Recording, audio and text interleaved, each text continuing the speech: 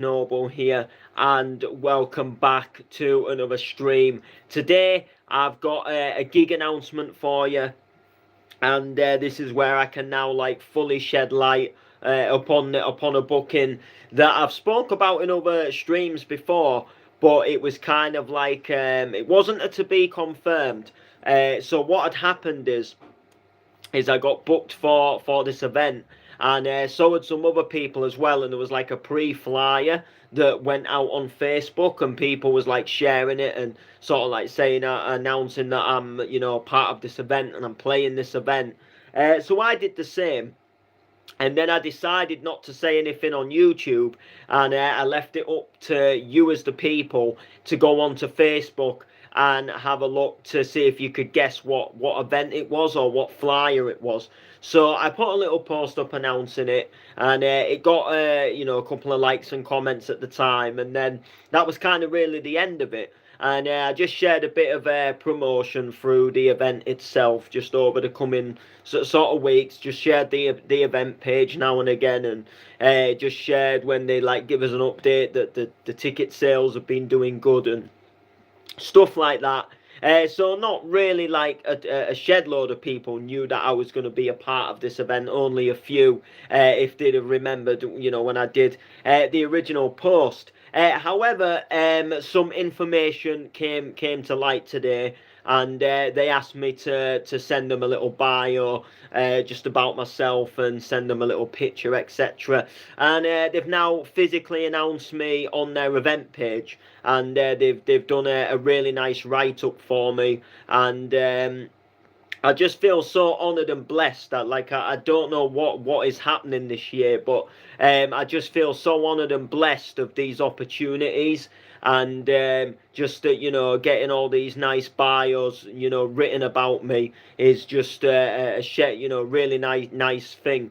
So this event is a special event for me, and I'm really stoked about playing this one, and I really I've been like so excited about this one for so long, and I'm kind of glad now that I'm in a position where I feel like I want to talk more about it, because I don't like announcing events when there isn't like full sort of like information released, or like if the event haven't announced that I'm a part of the event or any flyers gone up. I do kind of like to keep it as a little bit of a, there's something coming up, but there's more info to come. Just because I don't like to like announce something without really having like anything to share with it, like a flyer or like any form sort of like of artwork. So I normally like to wait, but this one, like I say, is very exciting for me. So I'm happy to announce that on July the 8th, I have been booked to play Bounce Infinity down in Stoke-on-Trent. So I've never been to Stoke-on-Trent. And this is another reason why I'm loving these music vibes at the moment, because they're taking me to some towns and some cities that I've not been to before, and it's really nice to go and explore these different places. So and yeah, I've been booked to play this Bounce Infinity Stoke-on-Trent, and there's a great lineup. There's actually a really good strong lineup of people, and again, there's some good up and comers that have also graced this lineup as well, and some of these up and comers are my friends as well. But one reason why I'm super buzzed there for this lineup is because it ticks off a bucket list for me. And one thing that I've always kind of had on my bucket list of kind of like music goals is to be on the same lineup as a Pacific DJ. And this DJ I have followed for many years now, and he's been a big inspiration into my DJ career.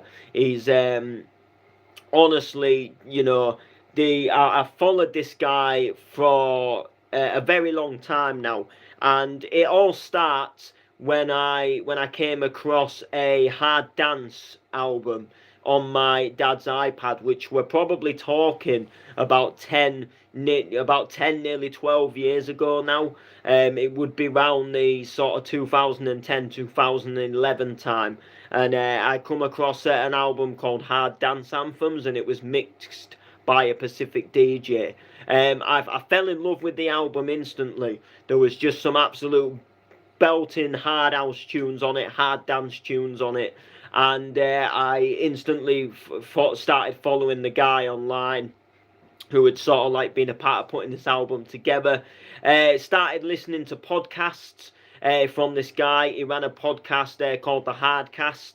You might know what I'm talking about now by me saying this. He used to do mixes on BBC Radio 1 in the early hours. He ran a label called Awesome Records, and that was a really one of my favourite labels of all time.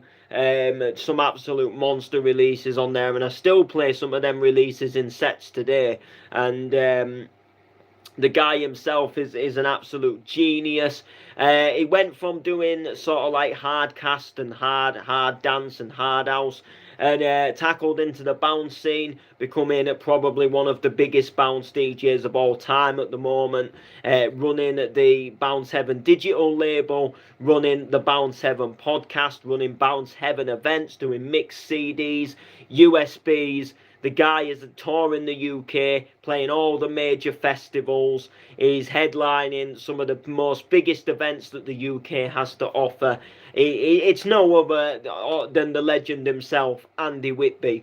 And for me, like I say, I've followed Andy Whitby for a good 12 years, if not longer now, since finding that Hard Dance Anthems CD on my dad's iPad, which would be a very old iPad back then as well. And yeah, it was on there. He'd bought it on iTunes, and it just had some belting tunes on it. So I went and bought the album myself on my own iPod at the time, and just absolutely love the style and the vibe. And you know, just followed this guy for that long and sort of looked up to him. Really like his mixing style, his quick mixes, his double dropping.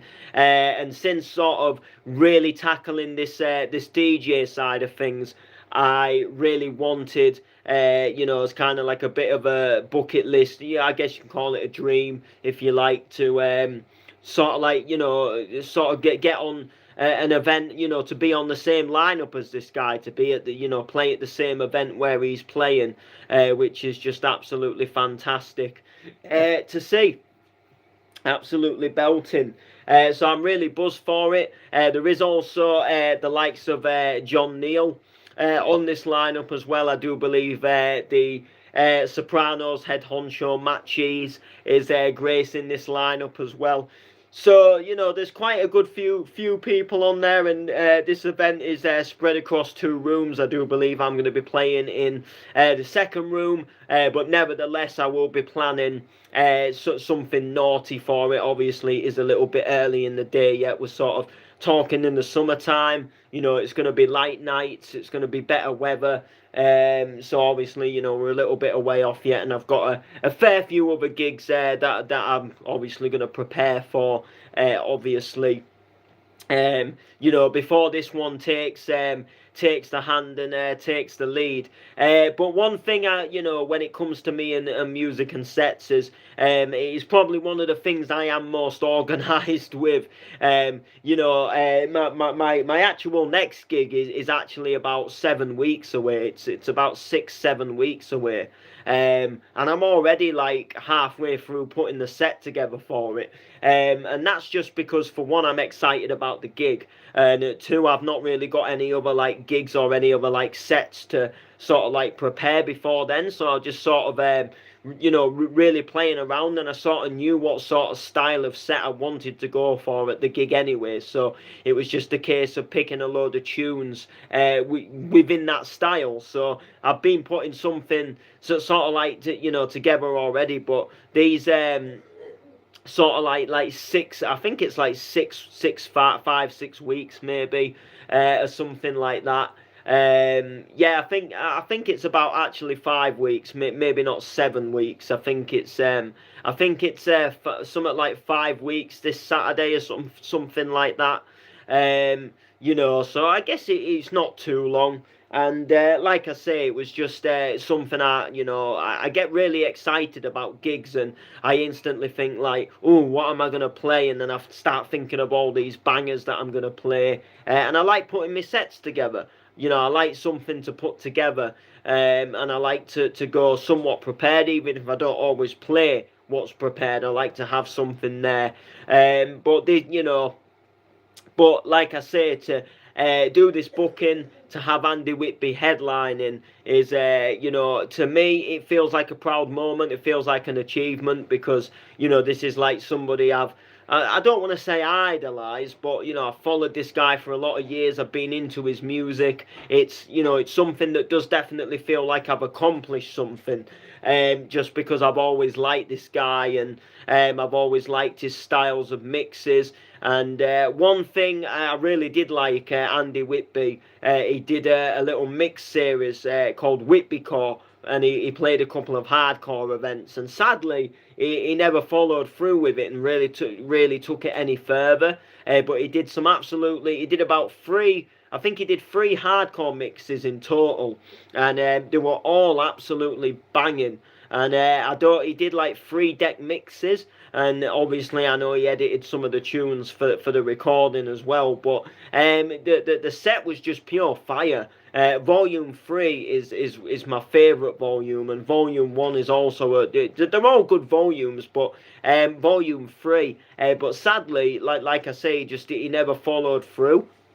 With the he never did like a volume 4 or like carried it on. And then he did another little like podcasty thing called the Whitby Weekly, and he just did like a little like a weekly mix, and like each sort of like episode was like a different mix of like a different sort of thing going on. So like he did like Clubland Bounce, and then he did like Hard House, and then he did a hardcore mix on one of them, and they were really good. And sadly, I mean, I know he's things have spiraled now. He's doing all this bounce stuff, and I know it takes up a lot of time to actually get dedicate yourself to record a mix like once a week. But yeah, I followed this guy probably, like I say, since 2010, sort of 2011. And I remember in my sort of like later years of school, I used to blast that Hard Dance Anthems album in my headphones on the way to school. Absolutely loving some of them tunes on there. Like Andy Whitby and Charleston Chaos Rumble, One Middle Finger. Absolute belters of tunes in themselves. Then there was people like BK and stuff. He did Rave Monkey. Absolute, stompers back then, man. Absolute stompers. So yeah, I'm really excited to announce this one. And like I say, once I know, like more info, in regards to like set times, and once I get a little bit more of an idea, the full flyer's not out yet. They've just announced me on the page themselves. So I just thought, let's roll with the announcement now. There's enough there to go on. It's on their official page that I'm playing for them. There's nothing more set in stone than that. But he said that the full flyer should be available sort of on Friday, sort of around that time. So I'm quite looking forward to seeing what goes down with that one and stuff like that. And then also I had 2 bookings come in today. Two fresh bookings. Sadly, I had to turn one of them down because it actually clashed on a day that I already had another booking, and for probably about 15-20 minutes I had actually double booked myself. And then I realised, well, I asked him. I said I couldn't remember what date he told me, and I just had a sneaky suspicion the date he told me was going to be a no-go for me. But on the time on the phone, I was quite buzzed. He was laying the law down as to like who he'd got booked, and what was going to happen with the gig and stuff. And I was like proper buzz for it. And if anything, when I after I'd come off the phone, it wasn't another gig. that was on my mind about double booking me. It was actually the family holiday, because I've got a family holiday in August, if you're not aware. I think I did mention it in a previous stream. So late August, like I think sort of from somewhere around the 19th to sort of like the 26th, 27th or something like that.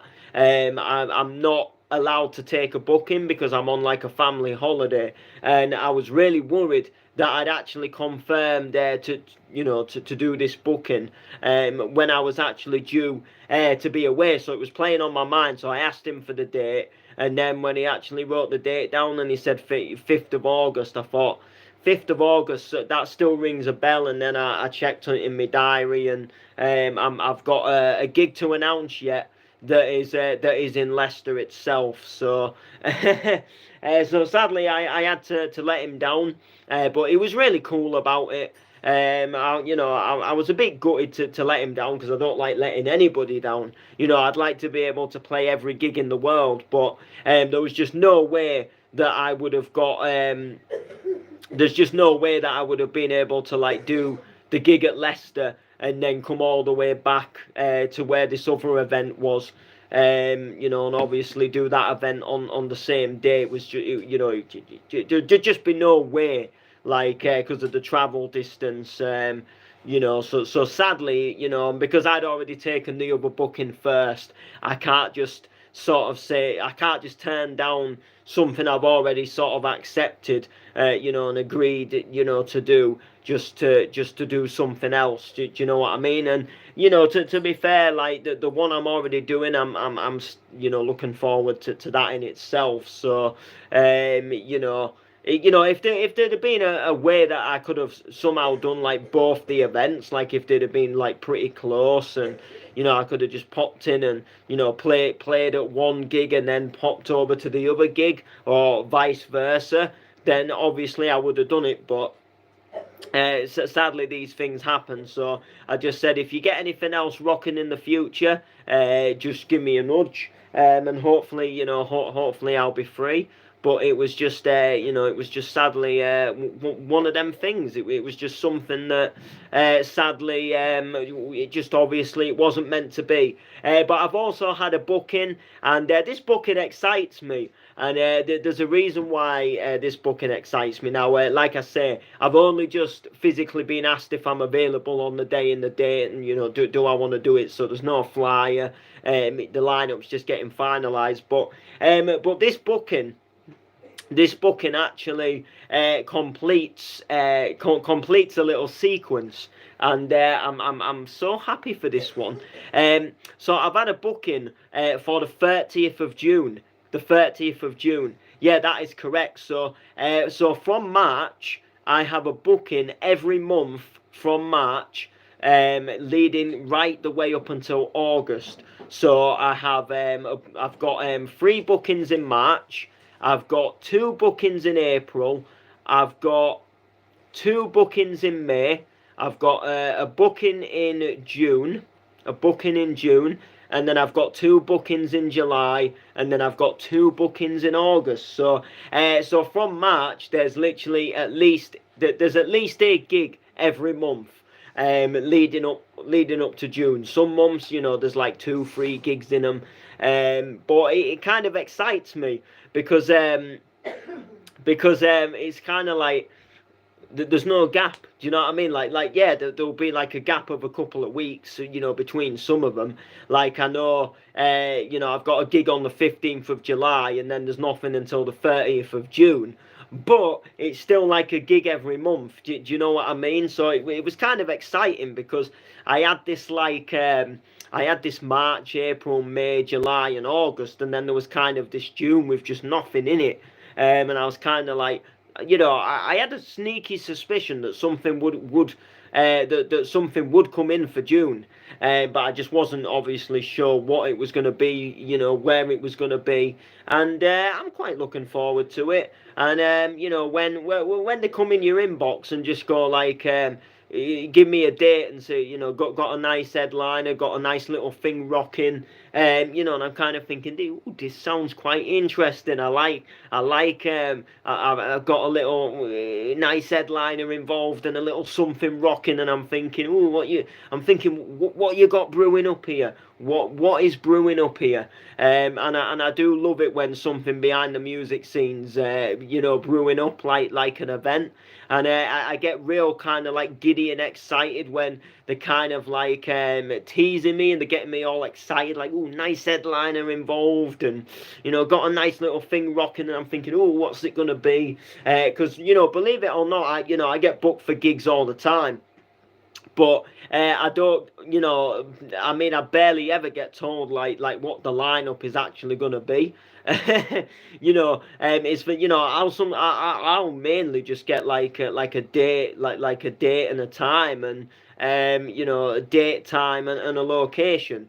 You know, and obviously I'll know what the brand name is. You know, so even when I've had bookings like for the likes of Stomping, they've never sort of like gone ahead and said, oh, you know, we're booking so and so for the headliner. You know, they have never gone and told me. So, you know, when the flyer comes out for me, you know, apart from me knowing that I was doing it, you know, if it's like, say, Vice certain events, and I know there's like certain residents that will play like most of the events. Apart from that, you know, when a flyer drops, you know, it's normally you know, it's normally you know, about as new to me as it is to you, apart from the fact that I knew I was doing it.